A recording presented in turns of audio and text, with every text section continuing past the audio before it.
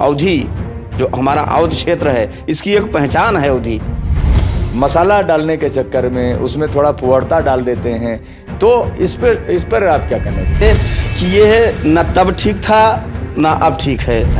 जैसे लोग उस पर गाना गाते हैं, हम लोग भी सुनते हैं, हम लोग से भी लोग रिक्वेस्ट करते हैं कि गुरुजी ऐसा लिखते हैं, गुरुजी ऐसा लिखते हैं, लेकिन हम लोग तो ये कोशिश करते हैं कि ऐसा अनर्गल चीज़ें नहीं लिखते हैं। लेकिन काफ़ी लोग इसको मतलब बर्बाद करने में उनका श्रेय है।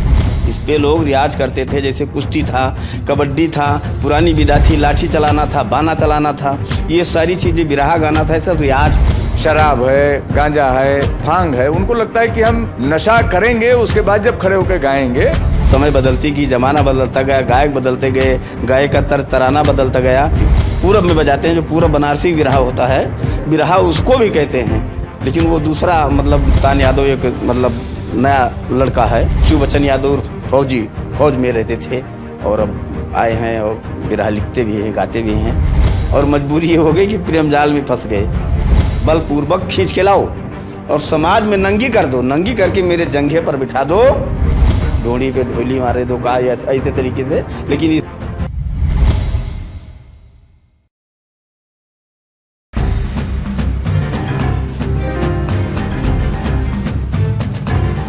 नमस्कार, मैं हूं दीपक श्रीवास्तव। आप देख रहे हैं सोशल मीडिया मंच जन जन की आवाज़। मुलाकात कार्यक्रम में आपका स्वागत है। आज हम एक ऐसी शख्सियत से मिलते हैं जिन्होंने बचपन से लेकर के आज तक हमारी परंपरागत शैली, लोक विधा, जिसको लोक गायन कहा जाए, बिरहा पहले हमारे अवध क्षेत्र में बहुत ज़्यादा सुनने को मिलता था। बहुत सारी विधाएं हैं, बहुत सारी परंपरागत शैली है लोक गायन में, आल्हा, बिरहा, कहारवा, धोबिया है। इसी में बहुत ही अच्छी विधा बिरहा गायन है। बिरहा गायन के बारे में यह भी मैं बताना चाहूंगा कि दूरदर्शन पर बिरहा दंगल करके भी आता था और जगह जगह बिरहा दंगल, यानी कि दो पार्टियों में जवाबी सवाल और जवाब, ये दोनों भी होते रहे हैं। पर हमारे अवध क्षेत्र में धीरे धीरे हमारी ये विधा लुप्त होती जा रही है। उसके बहुत सारे कारण हैं, उन कारणों की तरफ भी हम आपको लेके चलेंगे। हमारे बीच में बहुत ही अच्छे कलाकार, बहुत ही पुराने कलाकार लंबरदार यादव जी आज हमारे बीच में मौजूद हैं। आइए सीधे इनसे मिलते हैं और इनसे बातें करते हैं। नमस्कार। नमस्कार। पहले तो अपना पूरा परिचय दें आप। पहले तो मैं आपको हमसे मिलने के लिए बहुत बहुत धन्यवाद दे रहे हैं और आपके चैनल को भी धन्यवाद दे रहे हैं। आपके चैनल को सुनने वाले जितने लोग हैं उन सभी लोगों को बहुत धन्यवाद दे रहे हैं। मेरा परिचय लंबरदार यादव, ग्राम पंचायत दुर्जनपुर। कला के क्षेत्र में बिरहा गायन को लेकर के आप थोड़ा सा ये बताएं कि कितने वर्षों से आप बिरहा जो है इसको लेकर के चल रहे हैं? लगभग 35-40 साल से। हमको 35-40 साल हुआ इस लाइन में। तो बचपन में आपको बिरहा गायन का शौक कैसे हुआ? बचपन में मुझे बिरहा गाने का शौक बिल्कुल नहीं था और मैं अपने माता पिता के इकलौता संतान हूँ। सामाजिक सेवा करता बचपन से ही करते थे, उसमें भी समय ज़्यादा व्यतीत होती थी। लेकिन जैसे देहात में जो मंगल मीटिंग हुआ करती थी, लोग समूह में बैठते थे और कुछ गाते बजाते थे, हम भी वहाँ जाना शुरू कर दिया। और जब हम कुछ कहना शुरू किया तो लोगों ने मेरी आवाज़ को, मेरी गायकी को इतना पसंद किया कि मेरी तारीफ़ का पुल बांधना शुरू कर दिया कि अरे लंबरदार जी, तुम तो बहुत अच्छा गाते हो, तुम तो बहुत अच्छा गाते हो, तुम तो बहुत अच्छा गाते हो।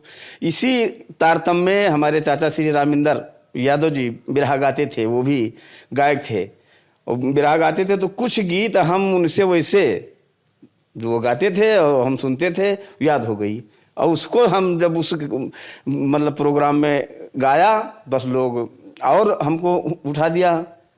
तब तो हमें फिर मंगल मीटिंग में या कोई ऐसे क्षेत्रीय कार्यक्रम में केवल बिरहा ही गाने के लिए बुलाते थे लोग कि लंबरदार आएंगे, और जब हम पहुंचते थे तो वहाँ सारा कार्यक्रम बंद हो जाता था। बस 1 घंटा 2 घंटा 3 घंटा अकेले हम बिरहा गाते थे।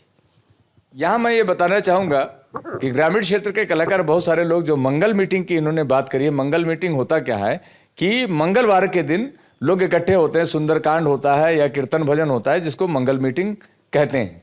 तो मंगल मीटिंग से बहुत सारे ग्रामीण क्षेत्र के कलाकार बाहर निकल के आ जाते हैं, क्योंकि उनको जब प्रोत्साहन मिलता है तो वो धीरे धीरे आगे बढ़ जाते हैं।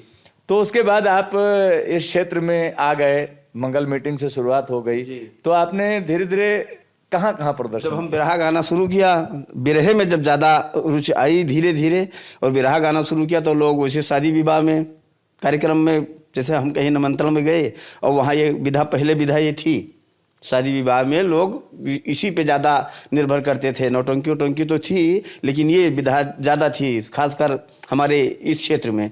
वहाँ पहुँचे, 1 बिरहा 2 बिरहा 3 बिरहा गाए, उसके बाद में लोगों ने पसंद किया, प्रशंसा की। फिर उसके बाद में धीरे धीरे ये कारवां बढ़ता गया। जवाबी में आ गए कि अभी लंबरदार को लाया जाए तो इधर से किसको लाया जाए, तो फैजाबाद से किसी को लाया गया, जवाबी शुरू हो गई। अब जवाबी जब शुरू हो गई तो जवाबी तो हमने यहाँ से लेकर के और सूरत तक के प्रोग्राम किया। यहाँ तो 7-8 ज़िले में, लखनऊ में, बाराबंकी में, फैजाबाद में और गोंडा में तो अक्सर चलता ही है, लेकिन सूरत तक के मैंने प्रोग्राम किया, जवाबी प्रोग्राम। जवाबी जो गायन होती है उसमें सवाल आते हैं, उसका जवाब देना होता है, फिर आप सवाल करते हैं तब दूसरी पार्टी जवाब देती है। तो जवाबी के बारे में थोड़ा सा बताएं कि पहले और अब में क्या है अंतर? कि पहले जहाँ तक मैं समझता हूँ कि उसमें विषय वस्तु हुआ करता था, कथानक हुआ करती थी, बहुत सारे प्रसंग ऐसे लेकर के वो लोग आगे बढ़ते थे कि लोग उसको सुनते थे।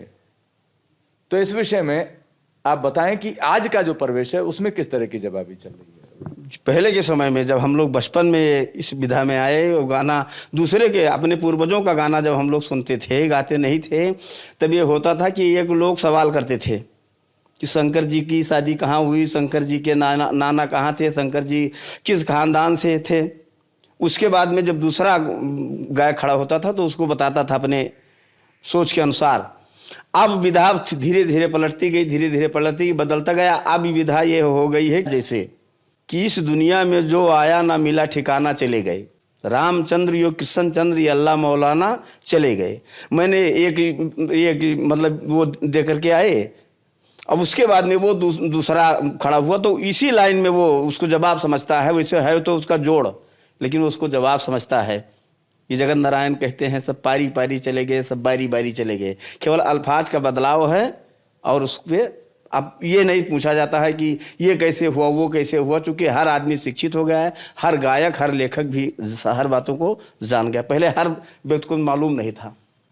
यहाँ मैं ये कहना चाहूँगा कि पहले जो होता था तर्क वितर्क और ज्ञान की बातें हुआ करती थी। धर्मशास्त्र को लोग अध्ययन करते थे, पढ़ करके या समझ करके, तब वो खड़े होते थे मंच पर गाने के लिए। पर आज का जो बदलता हुआ परिवेश है उसमें मसाला डालने के चक्कर में उसमें थोड़ा फुहड़ता डाल देते हैं। तो इस पर आप क्या कहना चाहेंगे?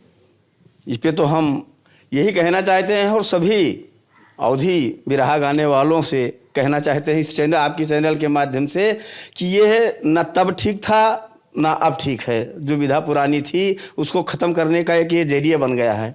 जैसे लोग उस पर गाना गाते हैं, हम लोग भी सुनते हैं, हम लोग से भी लोग रिक्वेस्ट करते हैं कि गुरुजी ऐसा लिख दें, गुरुजी ऐसा लिख दें, लेकिन हम लोग तो ये कोशिश करते हैं कि ऐसा अनर्गल चीज़ें नहीं लिखते हैं। लेकिन काफ़ी लोग इसको मतलब बर्बाद करने में उनका श्रेय है, जो गलत चीज़ें इस पर ला करके। जैसे अब बिरहा विधि में ये नहीं था, लेकिन बिरहा विधि में ये भी हो गया है।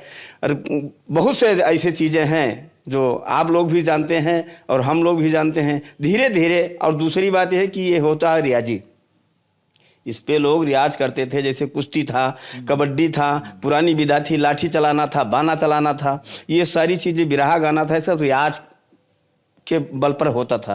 अब रियाज के जगह पर लोग अनर्गल लाइन पे चले गए, दारू पीना शुरू कर दिया, गांजा पीना शुरू कर दिया। वो जैसे खड़े हुए तैसे उनकी आवाज़ ही नहीं काम कर रही है, वो बोल पा रहे हैं, तो क्या बिरहा गाएंगे? कौन कुश्ती लड़ेगा, कौन बाना चलाएगा जब उसके शरीर में दम ही नहीं है? और दम को खराब करने की सारी जिम्मेदारी उस व्यक्ति की है, किसी दूसरे व्यक्ति की नहीं है। बहुत महत्वपूर्ण बात इस जगह पर कि बहुत सारे कलाकार जैसे थोड़ा सा आगे बढ़ते हैं वो नशा पत्ती में लग जाते हैं, नशा करने लगते हैं। शराब है, गांजा है, भांग है, उनको लगता है कि हम नशा करेंगे उसके बाद जब खड़े होकर गाएंगे तो शायद हम बहुत अच्छा गा लेंगे। पर ऐसा नहीं होता है, उनकी आवाज़ तो चली जाती है, गायकी मर जाती है और धीरे धीरे वो समाप्ति की ओर चले जाते हैं। उनकी गायकी बजायकी सब कुछ नष्ट होने लगती है। तो इस पर भी ध्यान देने की ज़रूरत है कि स्वास्थ्य अच्छा होना चाहिए, रियाज होना चाहिए, क्योंकि जितना ही आप रियाज करेंगे उतने संगीत में आप आगे बढ़ सकेंगे। इसमें ये घराना भी होता है ना? जी जी, अखाड़ा होते हैं। अखाड़ा वैसे 4 अखाड़े हैं जिसको घराना कहते हैं, 4 घराना। और उसके बाद में और भी घराने हैं। हम तो मतलब सभी को मानते हैं और सभी घराने वालों को सम्मान करते हैं, चाहे लेखक हो या गायक हो। लेकिन उसमें 4 घराना जो है कहते हैं कि प्रमाणित घराना है। मेहीलाल अखाड़ा है, मेहीलाल अखाड़े से हम आते हैं, गुरु मेहीलाल अखाड़े से आते हैं हम। मैं ये भी बताना चाहूंगा कि संस्कृति विभाग भी लोक विधाओं को लेकर के बहुत सारे कार्य करती है, अवसर देती है और दूर दूर तक बिरहा कलाकारों को हमारी लोक परंपरागत शैली को आगे बढ़ाने की कोशिश करती है। तो उसमें भी तमाम कलाकार वहां पर जाते हैं और वहां से जुड़ते हैं, परफॉर्मेंस देते हैं। इसको अगर हम कहें कि क्या इसकी बदौलत व्यवसाय की दृष्टि से भी अगर देखा जाए तो क्या इससे जीविकोपार्जन पूरी तरह से संभव है? जैसे अब जो विधा इसकी होगी, जो उसमें कुछ मदद के तौर पर हो सकता है, पूरी कहाँ हो पाएगा इस महंगाई में। पूरी तरह से कहाँ, पूरी मतलब गृहस्थी का पूरा भार ये विधा कहाँ मतलब संभाल सकती है। शौकिया बहुत सारे लोग हमारी संगीत विधा को, जिस परंपरागत शैली को लेकर के चलते थे, शौक में ही अगर हम देखें तो गायकी बजायकी जो निकल करके आती थी उसमें एक अलग आनंद भी मिलता था। व्यवसायीकरण जब से हुआ तो व्यवसायीकरण में बहुत सारी दिक्कतें भी आई कि उनको लगा कि नहीं हम ऐसे नहीं ऐसे करेंगे, इंस्ट्रूमेंट भी बढ़ा दिया उन्होंने। और पहले बहुत ही साधारण साजबाज के साथ, तो साजबाज को लेकर के इसमें क्या क्या बजाया जाता है? साजबाज वैसे पहले जब ये शुरू हुआ था तब केवल नकाड़ा बजता था। उसके बाद में समय बदलती गई, ज़माना बदलता गया, गायक बदलते गए, गायक का तर्ज तराना बदलता गया। अब इसमें ढोलक, हारमोनियम, नकाड़ा, मंजीरा ये सब लगता है और नाल पैड भी कहीं कहीं लग जाता है। हम लोग तो हर साज पे प्रोग्राम करते हैं। जैसे फैजाबाद वगैरह में अगर गए तो वहाँ वो साज मिल गया, यहाँ वो साज नहीं है, वहाँ मिल गया तो उस पर भी करते हैं, कोई दिक्कत नहीं आती है। और जहाँ तक कि आपने व्यवसाय की सवाल किया तो मैं व्यक्तिगत अपने तरफ और आपकी बात का मैं समर्थन कर रहा हूँ कि जब ये विधा शौकिया थी तब इसमें लोगों का ज़्यादा लालसा थी, गाने वाले की लालसा थी, सुनने वालों की लालसा थी।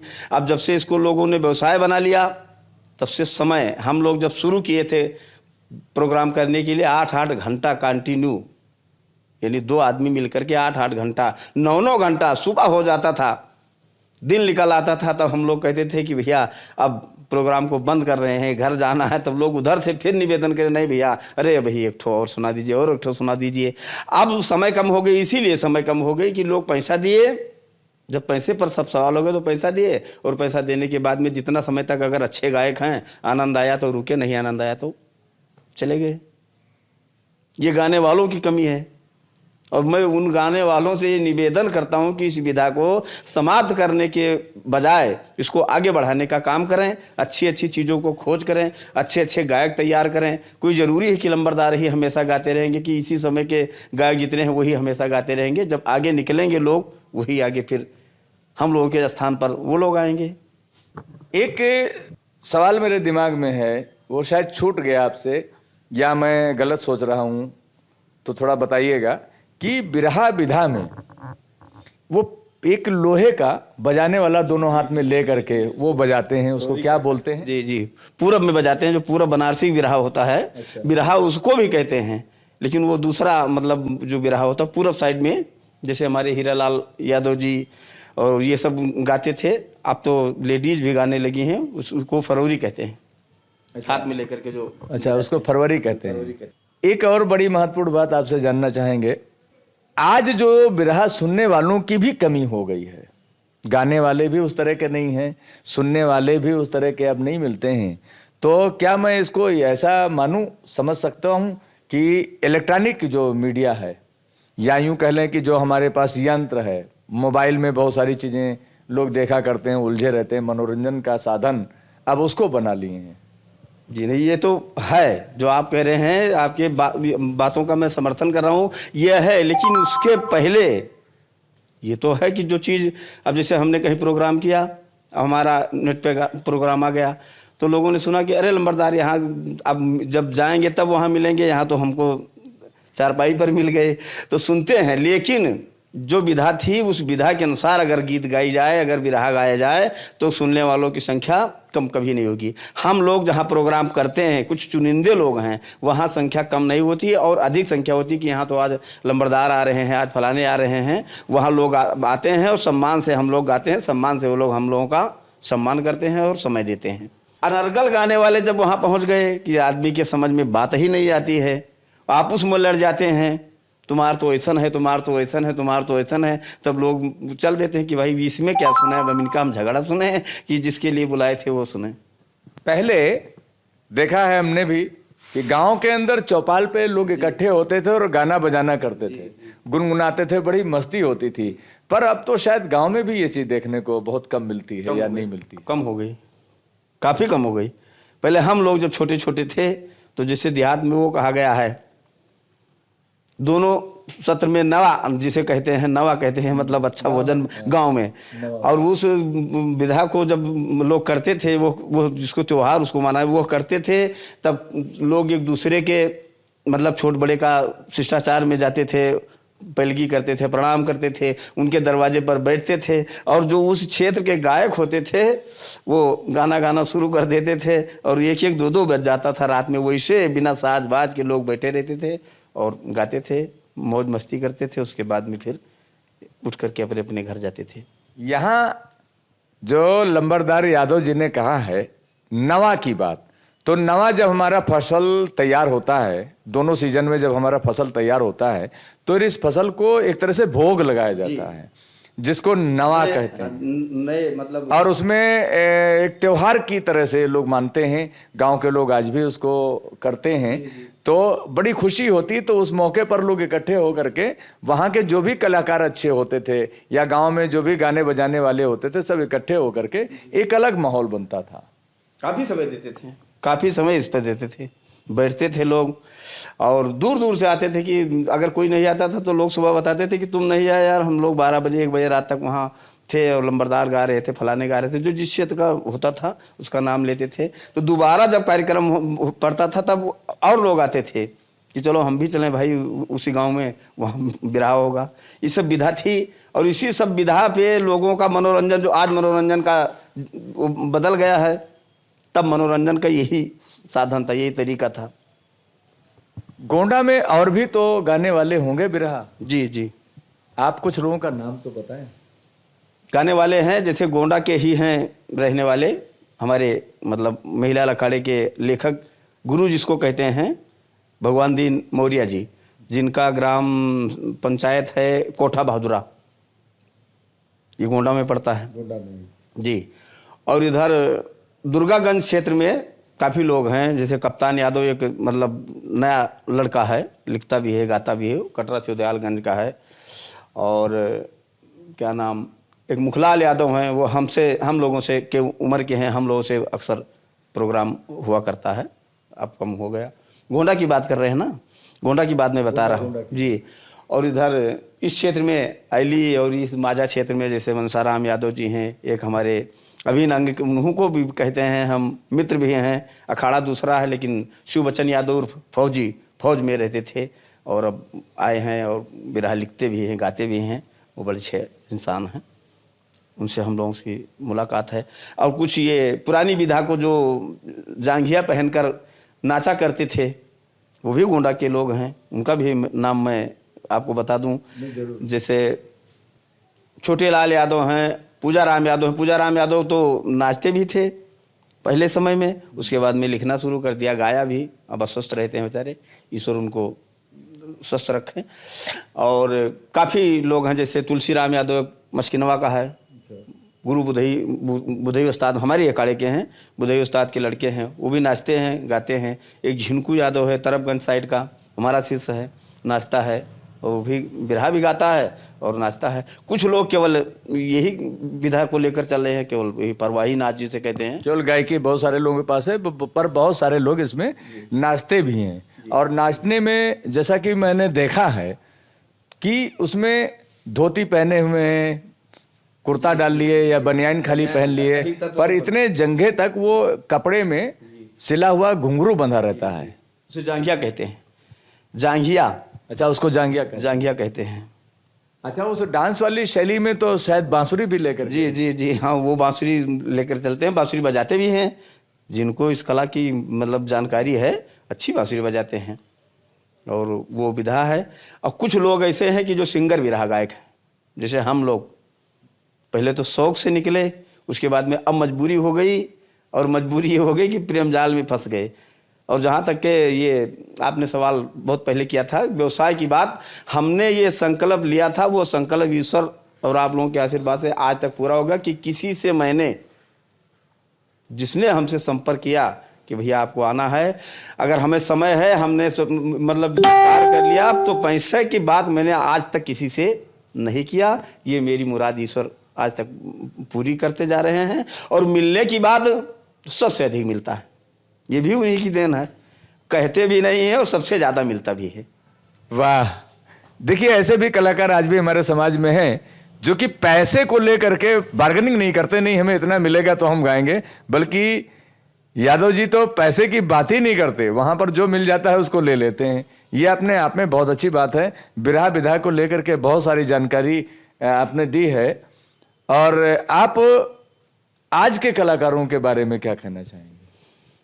अब आज के कलाकारों के बारे में मैं धन्यवाद उनको भी दे रहा हूँ, वो भी मेहनत कर रहे हैं, संघर्ष कर रहे हैं, लेकिन विधा को थोड़ा बदल रहे हैं। इसके लिए मैं उनसे सुझाव दे रहा हूँ, अगर मेरी बातों को वो मानते हैं तो।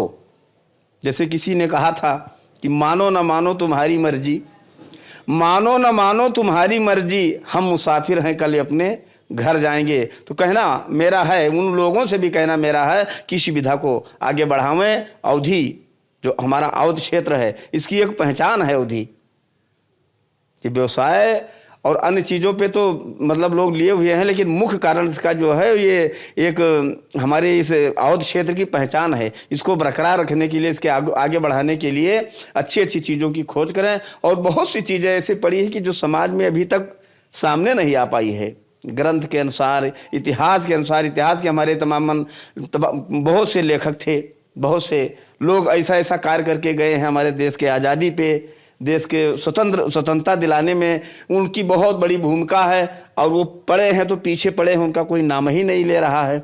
जिनका नाम आगे आगा उनका नाम आगे आगा, उन्हीं को हम सब रटते हैं। तो हम तो लेखक और गायक से यही कहते हैं कि जो पिछली पायदान पे पड़े हुए हैं उनको हम लोग भी आगे लावें।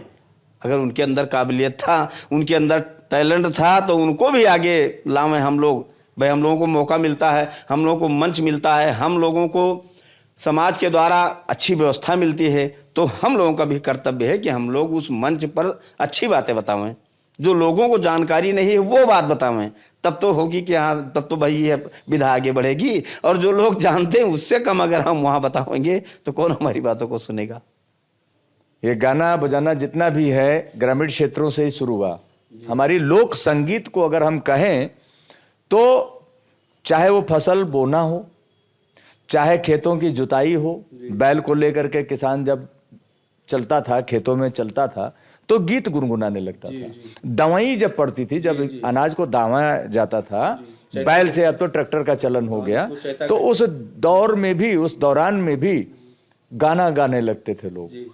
महिलाएं जब धान की रुपाई करती थीं तो गाना होता था। तो ऐसे हर मौकों पर गाना बजाना शुरू हुआ, और वहीं से बहुत सारे पारंपरिक गीत को हमारे फिल्मों में भी प्रयोग किया गया। मैं चाहता हूं कि आप पुरानी चीजों में से कुछ ऐसे अवसरों पर जो गाना गाए जाते थे, जैसे खेत की बुआई के समय में, या आप ये बतावें कि किस मौके पर कौन कौन से गाने गाए जाते थे, ऐसे ही कुछ झलकियां आपके माध्यम से लोगों तक पहुंचे। जी, जो आप बता रहे हैं या सवाल जो आप कर रहे हैं वो सही है कि पहले अनुभव से लोग, जैसे गुनगुनाने की बात है, जैसे पहले लोग हल बैल नाधा और लेकर खेत को चले, तो जिसको इच्छा कहते हैं, जो उनके उमंग जैसे आता था उसी उमंग में वो गाने लगते थे। और उसी उमंग में जब गाने लगते थे तो वही एक तर्ज बन जाता था, वही एक धुन बन जाता था। अब तो लोग नकल करते हैं, जैसे लंबरदार का कोई गाना फेमस निकला, उसी पे जो राइटर हैं उसी पे लिखना शुरू कर दिया।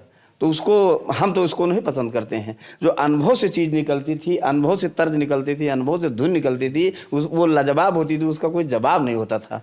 ये लोग जैसे हल लेकर के निकले और चल दिए। अब जो इच्छा आया वो गाना शुरू कर दिया। तो जब वो गाना शुरू कर दिया तो वही उनकी तर्ज बन गई, वही उनकी वो बन गया।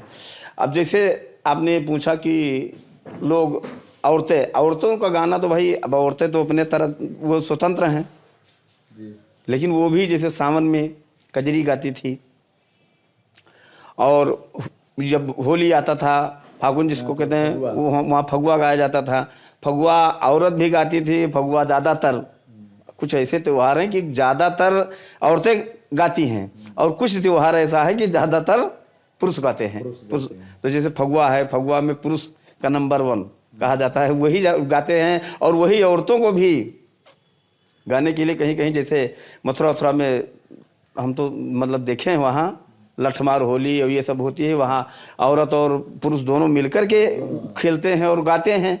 लेकिन हमारे यहाँ जो अवध क्षेत्र में है, वो होली वाला त्यौहार केवल पुरुष मनाती हैं महिलाएं, लेकिन गा करके और बाहर निकल करके ये इस रूप में नहीं मनाती हैं। आपस में जा करके हिल मिल करके, और वो मतलब खान पान ये सब होता है, शिष्टाचार होता है। लेकिन ये पुरुष प्रधान त्यौहार इसको कहा जाएगा कि पुरुष इसको जिस इच्छा से चाहते हैं उसी इच्छा से मनाते हैं।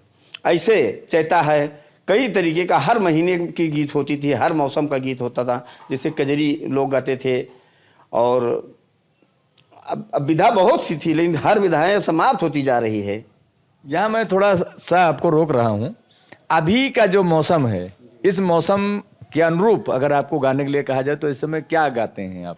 मौसम और कार्यक्रम, कोई नई घटना, आपकी कृपा से ईश्वर ने वो ताकत दिया है, तो कोई तुरंत अगर कोई घटना घट गई तो उस पर अगर कलम और कॉपी है तो तुरंत लिख करके और आपको गीत सुना देंगे। अगर नहीं है तो अपने इच्छा से हम रिपीट कर लेंगे अपने दिमाग में और गा देंगे। और जैसे मौसम वाली बात है, तो अब मौसम इधर ठंडा का मौसम आ गया। ये तो नवंबर का महीना है। नवंबर का महीना है। अब जैसे सावन में लोग गाते थे, हम लोग पहले ये विधा थी, पहले जैसे हम लोगों पे प्रतिबंध था, जो सिंगर भी रहा गायक थे, अखाड़ेबाज जिसको कहते हैं, जैसे घराना बंदी वाले में यहाँ प्रतिबंध था। ये मतलब हर तरफ नहीं गा सकते थे। पहले जैसे कनाई से, जिसको कनाई कहते हैं, कनाई से गाते थे। जैसे यहाँ से उठाया तो राम जन्म गाया, राम जन्म के बाद में दूसरा आया, तो दूसरा जब अभी कृष्ण जन्म गा रहा है, हम राम जन्म गा रहे हैं। अब राम जन्म के बाद में फिर राम वनवास हुआ, राम वनवास बाद में राम शादी हुई, राम शादी के बाद में सीता हरण हुआ, सीता हरण के बाद में फिर रावण की लड़ाई हुई। इस तरीके से कनाई की विधा में हम लोग गाना गाते थे। इधर उधर भागने पर पब्लिक तुरंत रोकती थी कि अरे इधर उधर मत भागिए, एक रास्ते से चलिए। अब उसी को लोग बदल दिए हैं, इसी से लोग सुनना कम पसंद करते हैं। हम लोग को मजबूरी आ गई तो हम लोग भी लिखना शुरू कर दिया। जैसे एक गीत मैंने लिखा था, आप उसको सुनाइए, मैं ये चाह रहा हूँ। एक गीत मैंने लिखा था, हमारे भगवान दीन खलीफा जी थे और हम दोनों लोग बैठ करके इस गीत को लिखा था। है तो पुराण से, जब द्रौपदी को दुर्योधन ने, पांडु जब हार गए, शर्त था कि जो मतलब शर्त में जब पांडु हार गए, और उस हारने का कारण ये था कि शकुनी जो जुए में बहुत बड़ा माहिर था, वो दुर्योधन का मामा था, धृतराज का साला था। तो जब बेईमानी करके जब हरवा दिया, तब दुर्योधन अपने भाई दुशासन से कहा कि जा करके द्रौपदी को जबरदस्ती, जिसे कहते हैं, बलपूर्वक खींच के लाओ और समाज में नंगी कर दो, नंगी करके मेरे जंघे पर बिठा दो। तभी एक दिन इसने कहा था कि अंधी की औलाद, मुझे व्यंग बोला था, ताना बोला था द्रौपदी ने, उसका बदला तब हम चुकाऊं। जब दुशासन जाता है द्रौपदी को लाने, और द्रौपदी को ला करके समाज में खड़ा किया, फिर आदेश देता है दुर्योधन की नंगी कर दो इसे। और दुर्योधन का भाई दुशासन जब सारी खींचने लगा, और द्रौपदी ने देखा एक तरफ से आचार्य कृपाचार्य द्रोणाचार्य सबके सब बैठे हैं, कोई उफ नहीं कर रहा है, कोई मना नहीं कर रहा है कि ये क्या कर रहा है दुर्योधन, तू क्या करवा रहा अपने भाइयों से। तब द्रौपदी ने मुरलिया वाले की याद किया, उस पर हमारे गुरु और हम लोगों ने मिलकर के गीत लिखा कि अरे राम रोम द्रौपदी नारी, आवा है बनवारी रे हारी, अरे राम रोवे द्रौपदी नारी आवाहे बनवारी रे हारी। भीष्म पितामह द्रोण गुरु बैठे मूड़ी नाही हिलाव तू रामा। यानी कोई मना नहीं कर रहा है। भीष्म पितामह द्रोण गुरु बैठे मूड़ी नाही हिलाव तू रामा। और खैचत चीर सभा में दुशासन भली भली जुअर लगाव तू रामा। अरे रामा करुणा चाहे बुघारी आवाहे बनवारी रे हरी। ये विलाप, ये जो आपने सुना है इसको क्या कहते हैं? ये तो धुन बहुत ही पारंपरिक गीत पहले गाए गए हैं कि तर्ज में है कि हरे राम कृष्ण जी जी न न न न हाँ, कई लाइनें हैं ऐसी, यही तो धुन है। जी, तो इसको क्या कहते हैं? ये कजरी धुन है। ये कजरी है। मैं चाह रहा हूँ कि बिरहा का जो ठेठ बिरहा जिसको कहते हैं उसमें कुछ सुना है। ठेठ बिरहा, जिसे ठेठ बिरहा कहते हैं। अब बिरहा का जो लैंग्वेज है, यानी बिरहा मुख्य जिसे बिरहा कहते हैं, तो बिरहा जैसे कहा गया कि सरस्वती जुबा पर ना होती चेले तैयार नहीं होते। सरस्वती जुबा पर ना होती चेले तैयार नहीं होते। ज्ञान की शिक्षा पाने को कोई हकदार नहीं होते। मेहिलाल लखनऊ अखाड़े के सरदार नहीं होते। ज्ञान की बारिश ना होती देवी कुमार नहीं होते। घुरहु जोखन शेख रतन यदि ये होशियार नहीं होते। गुरबी पद से जगत नारायण जी तैयार नहीं होते। नेदुला के जयराम खलीफा धारो धार नहीं होते। राम सुमेरे शायर ये सन हिम्मतदार नहीं होते। राम दियोसा बनाने वाला कलाकार नहीं होते। ज्ञान चमकता नहीं अगर गायक रंगदार नहीं होते। भोला और जगदीश बनाने में इनकार नहीं होते। भगवान दीन मौर्य आप सबके परिवार नहीं होते। तो सकल पंच के बीच मंच पर लंबरदार नहीं होते। ये मेरे अखाड़े के पूर्वज हैं जो विरहा गायन का शौक रखते हैं। मैं उन सभी लोगों से कहना चाहूँगा कि हमारी परंपरागत शैली को जीवित रखिए। और बहुत सारी चीज़ें इस गायकी में हैं। एनर्जी लेवल आपका मेंटेन होना चाहिए। तो नशा पत्ती की जो इन्होंने बात करी है, तो इसमें अपने आप को बेकार ना करें, बल्कि रियाज करके बिरहा विधा को आगे बढ़ाते रहें। और हमारे अवध क्षेत्र में, खास तौर से गोंडा जनपद के आसपास में जो अवध क्षेत्र है, यहाँ पर ये विधा धीरे धीरे खत्म होने के कगार पर है। तो अभी तो यादव जी ने बहुत अच्छी अच्छी बातें करी और यादव जी दूर दूर तक जा करके अपने कार्यक्रम को प्रस्तुत करते हैं। लोगों के बीच में बिरहा एक तरह से जीवित रखे हुए हैं और बहुत ही शौक के साथ, बहुत ही उमंग के साथ ये अपने कार्यक्रमों की प्रस्तुति देते हैं। गोंडा जनपद का बेलसर विकासखंड, जो कि यहाँ से लगभग अगर हम माने तो 12-15 किलोमीटर के अंदर ही है। और किसान होने के नाते मैं चाहूँगा कि किसानों की समस्या को लेकर के बहुत सारे आंदोलन भी होते रहे। और निश्चित रूप से एक किसान होने के नाते आपने इस पर भी गीत बनाया होगा। तो एक गीत आपके माध्यम से किसानों पर होना चाहिए। जी, मैंने गीत लिखा था और गीत लंबरदार यादव बिरहा सम्राट के नाम से चैनल चल रहा है, उस पर गीत ये पड़ी है। और उस गीत को हम अभी रिपीट करके आपको सुनाएंगे। जैसे आपने मुझसे सवाल किया था, तो गीत लिखने वालों पे और लिखने वालों को मैं ये बताना चाहता हूँ, जैसे लोग ज़्यादातर नकल करना शुरू किया। जब लंबरदार यादव मंच पर जाने लगे, तो यहाँ तक के कि लोग पहनावा ओढ़ावा का भी नकल करना शुरू कर दिया। पहले कुछ रूप में मिलते थे, और जब हम लोगों को देखा उसके बाद में फिर उसका नकल, चलो उसके लिए तो हम धन्यवाद देते हैं कि कम से कम हम ही को देख करके लोग आगे बढ़ते हैं। ऐसे उन लोगों से निवेदन है कि ऐसे देख करके, जैसे एक तर्ज है, अब तर्ज नहीं है, तर्ज तो नकल हो गई, किसी ने गाया, चाहे लता मंगेशकर जी ने स्वर्गीय गाया हो, चाहे जो गाया हो उसको लोग लाते हैं, चाहे वो दिनेश लाल निरहुआ गाया तो उसको भी बिरहा में ला करके, हालांकि वो दूसरी विधा है, बिरहा कहा जाता है बिरहा, लेकिन वो दूसरी विधा है, उसको भी यहाँ ला करके गाना शुरू कर दिया, उस पर गीत भी लिखना कर दिया। ढोंडी पे ढोली मारे दो का, ऐसे तरीके से, लेकिन इसके हम खिलाफ हैं। और उन लोगों से भी ये निवेदन करते हैं कि इस तरीके से अभद्र शब्दों का इस्तेमाल न किया जाए। इसी से ये विधा समाप्त होती है। अगर ईश्वर की कृपा है आपके ऊपर तो जिससे एक तर्ज निकली। जा रहे थे एक दिन साइकिल से, जब हम लोग विद्यालय आते थे तो जा रहे थे, तो दिल में आया, तो किस लीला पे मैंने एक गाना लिखा और पूरा गाना लिख दिया कि नंदलाल काहे रो क्यों डगरिया हमार।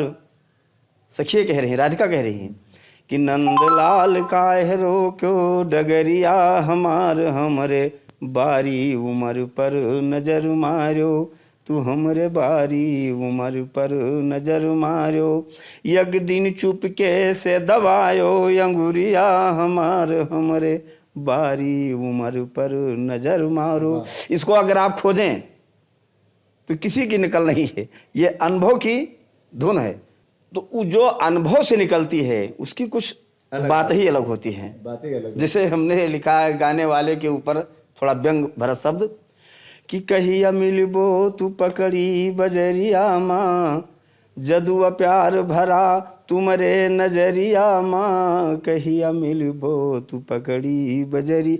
हमारे क्षेत्र में एक पकड़ी बाजार है, तो उस क्षेत्र के किसी गायक गाना गा रहा था, अब ये नहीं याद है, तो उस समय मैंने उसके ऊपर व्यंग भरा शब्द दर्शाया कि जादू प्यार भरा तुमरे नजरिया माँ, जादू प्यार भरा तुमरे नजरिया माँ, कहिया मिलबो तू पकड़ी बजरिया माँ। ये कोई किसी की तर्ज नहीं है, ये अनुभव की बात है और तुरंत की बात है। अब ये भी हमको नहीं याद है कि कौन गा रहा था। कि बजरिया की जो आपने बात करी है, किसी आपकी शादी ना हुई रही हो उस दौर की बात आपने कह दी हो, किसी लड़की के लिए आपने ऐसे शब्द का प्रयोग किया हो, ऐसा लिखा हो? नहीं, ऐसा बात नहीं है।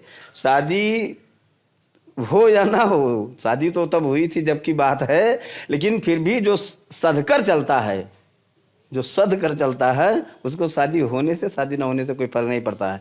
ये जब की बात है तब शादी वादी हो चुकी थी, लेकिन कोई गायक जो था वो ऐसा शब्द गाया था तो तुरंत हमने इस्तेमाल किया, इसलिए मैंने इस तर्ज को आपके उस पर बताया है। ये मैंने हंसी मजाक में बात करी। जी। पहले के लोग गाने बजाने को लेकर के इतना चैतन्य रहते थे, इतना सजग रहते थे कि रियाज करते थे और इधर उधर की चीजों में उलझते नहीं थे। ना तो नशा पत्ती थी और ना वो इस तरह की चीजों में पड़ते थे, हरकतों में तो बिल्कुल नहीं पड़ते थे। तो मैं यही कहना चाहूंगा कि हमारी ये जो विधा है इसको कैसे आगे बढ़ाया जाए, ये बहुत ही महत्वपूर्ण बात है। क्योंकि अभी भी अगर आप सोचेंगे नहीं तो हमारी ये विधा पूर्णतः समापन की ओर बढ़ जाएगी। आइए चलते चलाते हम चाहेंगे कि अभी जो कलाकार हैं उनको आप सीधे सीधे कम शब्दों में क्या संदेश देना चाहेंगे? पहली बात तो मैं गाने के माध्यम से 2-4 शब्दों में बताना चाहता हूँ कि पहले और अब में अंतर क्या है। एक लेख पूजाराम जी ने लिखा था कि बचपन में बाबा से सुना कि घूस मांगते पटवारी। ये समाज की बुराइयां थी।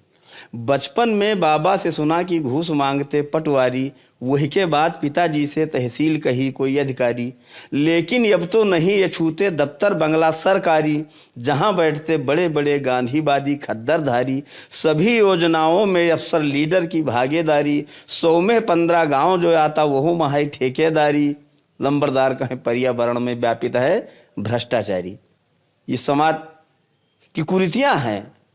और जैसे दूसरी लाइन है कि मानव समाज में हर टाइम सताई जाती हैं लड़की। इस विधा को जो विधा बना करके लोग परेशान करते हैं बहू बेटियों को, इसको समाप्त करने की जिम्मेदारी हमारी आपकी बनती है और हम आप समाप्त कर सकते हैं।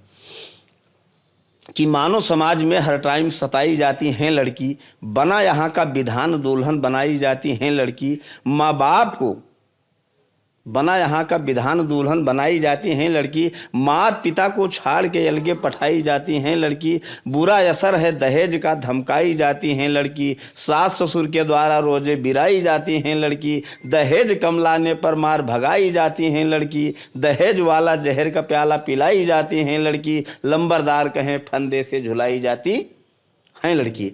अब अगर देखा जाए तो ये जो हो रहा है इसको ख़त्म करने की व्यवस्था हमारे आपके पास है, लेकिन लोग इस पे अमल नहीं कर रहे हैं। और ये दहेज लेना और दहेज देना दोनों कानूनी अपराध है, लेकिन लोग इसी पे दौड़े हैं। तो समाज को हम तो यही कहते हैं कि भाई आपस में सब मिलजुल कर रहे हैं और बड़े छोटे का आदर सम्मान करते रहें और एक दूसरे का प्यार दें, एक दूसरे सम्मान करें। और उससे जब आप एक दूसरे को प्यार सम्मान करोगे, दोगे, तब वो आपको स्वतः मिलेगा। यही मैं समाज से कहना चाहता हूँ और आपको मैं अपने तरफ से बहुत बहुत धन्यवाद देना चाहता हूँ कि आप आए और हमारी आपसे मुलाकात हुई। आप हमको खोजते खोजते आए और आपकी हमारी मुलाकात हुई, इसलिए हम आपको बहुत बहुत धन्यवाद देते हैं। और आप आदेश तो नहीं, निवेदन आपसे करते हैं कि ऐसे कलाकारों का आप इंटरव्यू लेते रहें, उनसे मिलते रहें। और ये जो आपका चैनल है सोशल मीडिया मंच, इसको सुनने वाले हमारे अधिक से अधिक सब्सक्राइब करें, क्योंकि अच्छा कार्य करते हैं, सामाजिक मुद्दे को उठाते हैं, सामाजिक बातों को आप तक पहुंचाते हैं। बहुत बहुत धन्यवाद, बहुत बहुत धन्यवाद। आपने बहुत सारे गाने YouTube पर डाले हैं, तो लगभग कितने गाने YouTube पर आपके पड़े हुए हैं? लोगों को कम से कम बताएंगे तो लोग उसको भी सुन सकेंगे। लगभग हमारे चैनल पे, लंबरदार यादव बिरहा सम्राट चैनल पे, लगभग 150-200 के लगभग वीडियो पड़ चुके हैं। बहुत सारे लोग लंबरदार यादव जी को बिरहा सम्राट लंबरदार यादव सर्च करके देख लेंगे, यूट्यूब पर आप इनको सुन सकते हैं।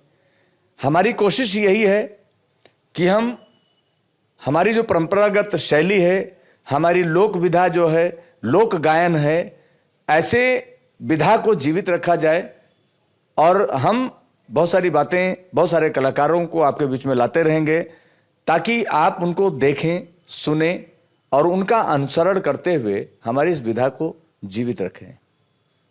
एक प्रयास है, एक कोशिश है, बस इतना ही चाहेंगे कि आप सभी लोग हमारे चैनल को सब्सक्राइब जरूर करिए, अधिक से अधिक शेयर जरूर करिए।